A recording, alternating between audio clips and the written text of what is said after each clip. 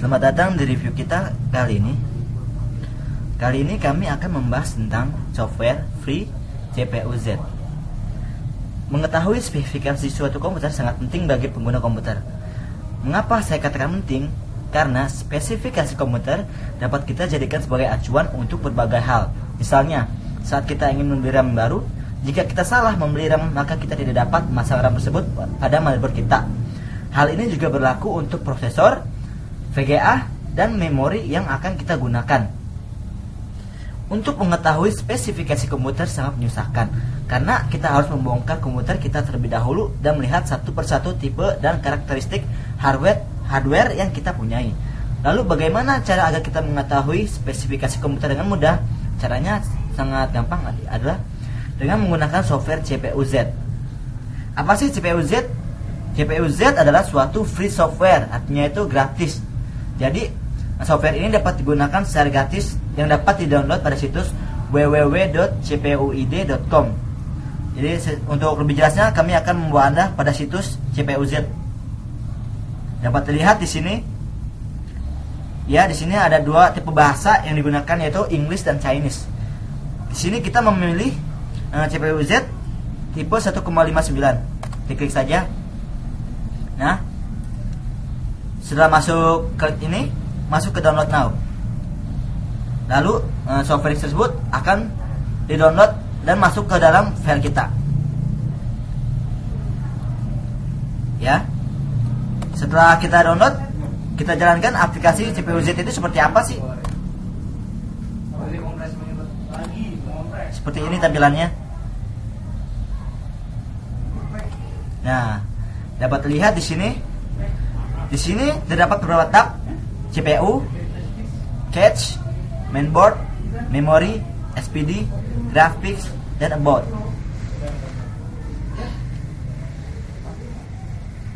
Pada tab CPU, kita dapat melihat nama dari prosesor yang kita gunakan atau label yang diberikan untuk prosesor.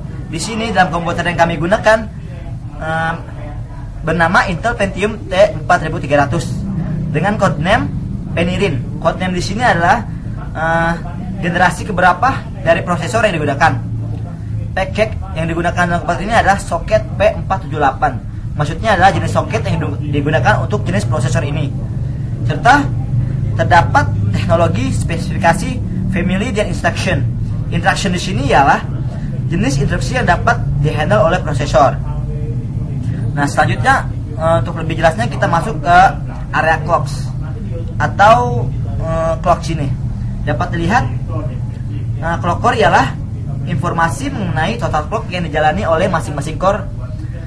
Ini tergantung dari setting BIOS yang Anda gunakan. Di sini dapat lihat core speed yang sedang berjalan adalah 1600 MHz dan dia akan berjalan sesuai dengan kebutuhan yang Anda gunakan. Di sini kita lihat multiplayernya adalah 8 dan akan berubah sesuai dengan perubahan dalam komputer yang kita gunakan. Nah, setelah ini kita lanjut ke tab cache. Dapat dilihat di sini saya akan menjelaskan cache diartikan adalah ruang pada prosesor yang berfungsi sebagai tempat penyimpanan data yang sering digunakan. Efek performa komputer akan bekerja lebih cepat semakin besar cache sebuah prosesor, maka akan semakin cepat kinerjanya. Dalam komputer ini dia menggunakan dua tipe cache, maksudnya level cache, di mana L1 yaitu cache memori yang terletak di prosesor yang memiliki kecepatan akses paling tinggi dan paling mahal, dan L2 yaitu cache yang memiliki kecepatan lebih rendah daripada L1. Selanjutnya kita akan masuk ke tab mainboard. Dapat terlihat mainboard yang digunakan pada laptop ini adalah atau komputer menggunakan manufaktur dari Dell dengan model 0KI38P. Chipset yang digunakan dari Intel dengan tipe GM45 atau GM47. Shortbreadnya adalah Intel 8241M. Dan BIOS yang default dari pabrik yang digunakan dari Dell adalah brandnya dari Dell dengan versi A03. Dan tanggal pembuatan BIOSnya dapat dilihat di sini. Tanggal 7 bulan 7 tanggal 9 tahun 2009. Oke, kemudian selanjutnya akan diterangkan mengenai memori. Di sini memori istilahnya ada suatu RAM, random access memory. Di sini terlihat bahwa tipenya ini DDR2 dengan ukuran 2048 MB atau 2 GB. Kemudian dengan channel single. Nah, ini maksud channel single ini bahwa PC ini menggunakan single channel memory, sehingga kita dapat meletakkan memori lain yang dengan ukuran berbeda pada masing-masing slot. Kemudian ada juga bersifat dual channel memory. Nah, ini kita akan menggunakan dua jenis memori yang identik pada masing-masing memory slot untuk performance yang lebih baik jika kita menggunakan PC dengan dua slot yang identik. Kemudian di sini ada DRAM frekuensi. Kemudian ada FSB berbanding DRAM. Nah, FSB ini merupakan front side bus yang dibandingkan dengan memori DRAM. Kemudian ada cas atau latensi. Di sini fungsi cas atau latensi tersebut sebagai pengontrol waktu putaran saat pengiriman data pembacaan perintah sampai pembacaan tersebut berlangsung. Kemudian waktu dari awal cas ke akhir cas, nah disebut dengan latensi. Jadi semakin rendah nilai dari cas ini, dia akan berarti proses semakin cepat dan performance semakin tinggi. Jadi cas latensi merupakan waktu penundaan dalam perputaran waktu antara pengiriman perintah pembacaan sampai data pembacaan pertama itu terkirim ke output. Nah, bagian ini adalah bagian terpenting dan yang paling menentukan kecepatan akses memori. Kemudian ada rush to charge delay atau TRCD. TRCD ini merupakan waktu penundaan perintah yang aktif hingga siap untuk dilakukan proses pembacaan atau penulisan. Kemudian ada rush atau pre-charge atau TRP. Nah, di sini rush atau pre-charge atau TRP merupakan waktu minimum yang digunakan antara perintah yang aktif ke proses pembacaan atau penulisan data pada keping memori berikutnya pada memori modul. Kemudian ada cycle time atau TRAS. Nah, cycle time atau TRAS ini merupakan waktu pengaktifan dan penonaktifan perintah masing-masing baris memori sampai berakhirnya batas waktu TRAS yang ditetapkan. Nah, TRAS ini merupakan jumlah dari cas atau cas latensi, terus TRCD dan TRP. Jadi 6 masing-masing di sini terlihat 6 clocks masing-masing. Nah, dikalikan 3 maksimal 18 clock. Jadi TRAS ini merupakan jumlah dari CL, TRCD dan TRP. Kemudian ada SPD. Nah, SPD ini di sini terlihat memory slot selection. Nah, kita klik, terdapat 2 memory slot. Nah, yang slot 1 ini terlihat tidak aktif. Kemudian kita klik slot 2. Nah, di sini tersedia memori RAM, di mana di sini ada modul size-nya atau tadi ukurannya itu sebesar 2 GB. Kemudian ada max bandwidth PC2 strip 6400 atau 400 MHz. Nah, 6400 MHz ini memiliki arti bahwa mengacu pada bandwidth modul atau jumlah maksimum data yang dapat ditransfer per detik, yaitu 6400 MB per second. Kemudian di sini ada manufacturer. Nah, manufacturer ini biasanya si pembuat dari kemudian di sini ada part number. Nah, di sini part number ini merupakan menampilkan part number dari memori yang mungkin jika kita ingin menambahkan memori lainnya dan itu harus sejenis. Nah, di sini kita dapat melihat dari part numbernya. Kemudian di sini ada serial number dari memori yang terpasang di dalam slot. Jadi laptop PC ini terdapat 2 slot dan yang digunakan hanya 1 slot, itu pada slot 2.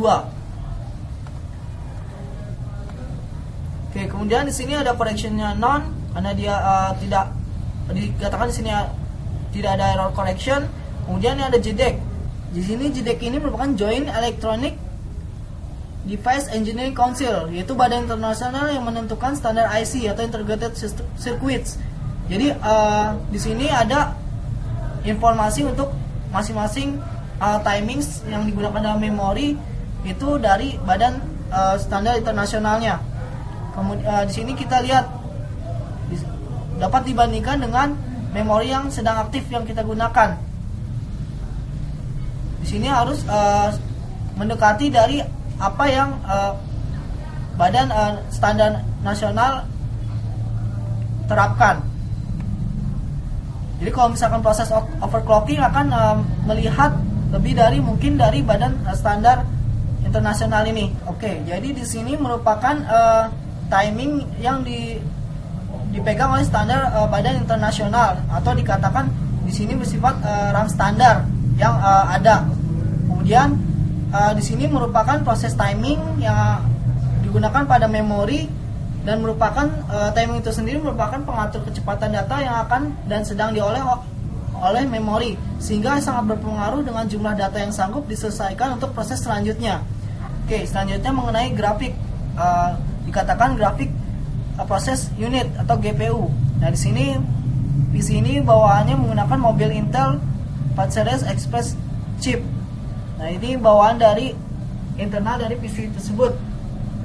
Jadi di sini grafik prosesor unitnya bawaan dari Intel dengan sifat Ryzen 7.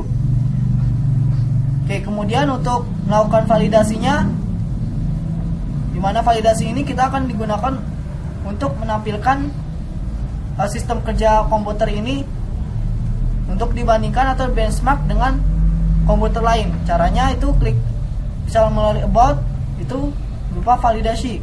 Kemudian di sini namanya dan masukkan emailnya. Nah, kemudian setelah divalidasi kita submit. Oke, kita tunggu prosesnya. Di sini akan mempublish secara online.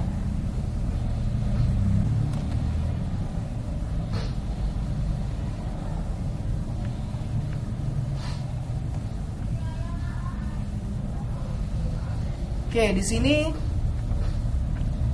sudah tampil untuk validasi dari hasil. Oke, di sini setelah divalidasi dia akan terhubung secara online. Oke, di sini validasi yang didapatkan dari PC yang digunakan itu Intel Pentium dengan tipe T4300. Oke, di sini tadi yang sama yang dikeluarkan pada CPU Z-nya. Di sini ada prosesornya atau CPU-nya. Kemudian di sini ada memorinya. Di sini ada GPU-nya, itu bawaan dari mobile Intel 4 series Express chipset. Kemudian di sini ada nih. Di sini akan tampil ID kita.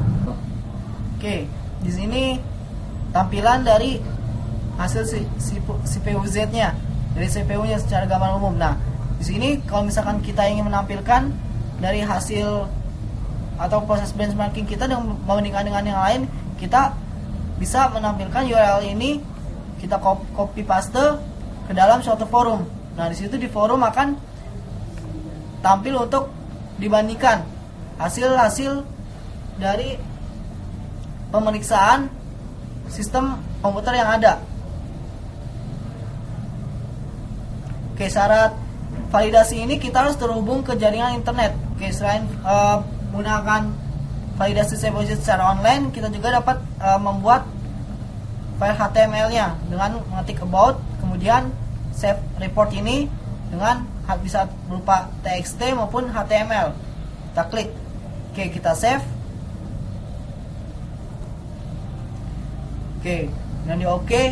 Kemudian kita buka file yang tadi di save. Nah, di sini ada nama dari PC-nya. Oke, kita buka. Nah, di sini tampil berupa format HTML dari informasi sistem komputer yang ada.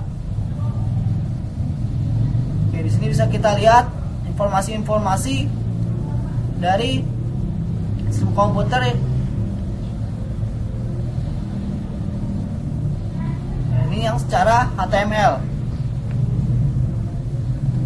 Oke, cukup sekian untuk review kita mengenai penggunaan dari software CPU Z.